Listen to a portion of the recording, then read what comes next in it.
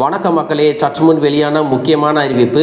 2026ஆம் ஆண்டின் பொங்கல் பண்டிகையை முன்னிட்டு ரேஷன் அட்டைதாரர்களுக்கு 5000 ரூபாயை ரொக்கமாக கொடுக்க போகிறதா ஒரு அறிவிப்பை வெளியிட்டிருக்காங்க. இந்த 5000 ரூபாய் ரொக்கத்தொகை யார் யாருக்கெல்லாம் கிடைக்கும், யார் யாருக்கெல்லாம் கிடைக்காது, இதை பற்றிய கூடுதலான தகவல்களை எல்லாம் தெரிஞ்சுக்க இந்த வீடியோவை ஸ்கிப் பண்ணாமல் கடைசி வரைக்கும் பாருங்கள். அப்போ தான் நாங்கள் சொல்லக்கூடிய தகவல்கள் எல்லாம் முழுசாக உங்களுக்கு தெரியும். இப்போ வாங்க வீடியோக்குள்ள போயிடலாம்.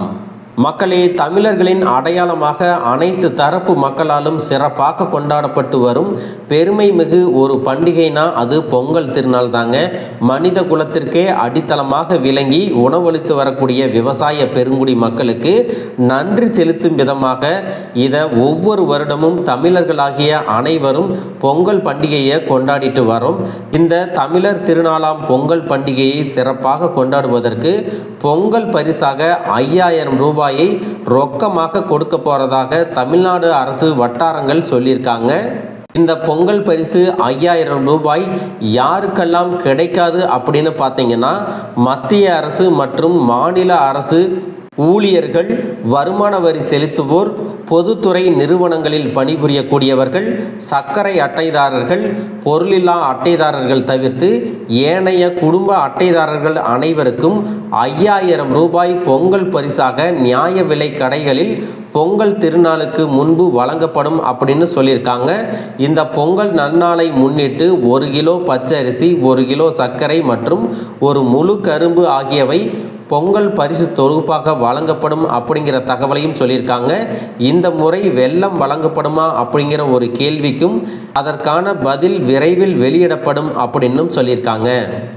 மக்களே, மேலும் முன்கூட்டியே திட்டமிட்டு உற்பத்தி செய்த காரணத்தினால் பொங்கல் திருநாளை முன்னிட்டு வழங்கப்படக்கூடிய அனைத்து வேட்டி சேலைகளும் தயார் நிலையில் இருக்கிறது. இது அனைத்து மாவட்டங்களுக்கும் அனுப்பி வைக்கப்படும்.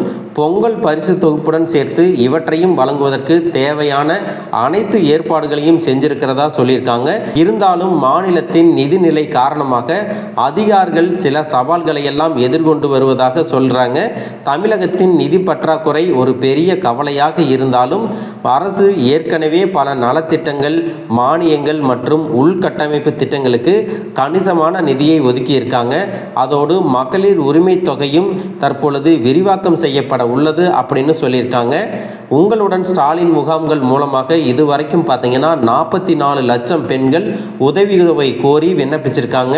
கலைஞர் மகளிர் உரிமை தொகை திட்டத்திற்கான விண்ணப்பங்கள் இந்த முகாம்களில் பெறப்படும்னு ஏற்கனவே சொல்லியிருந்தாங்க.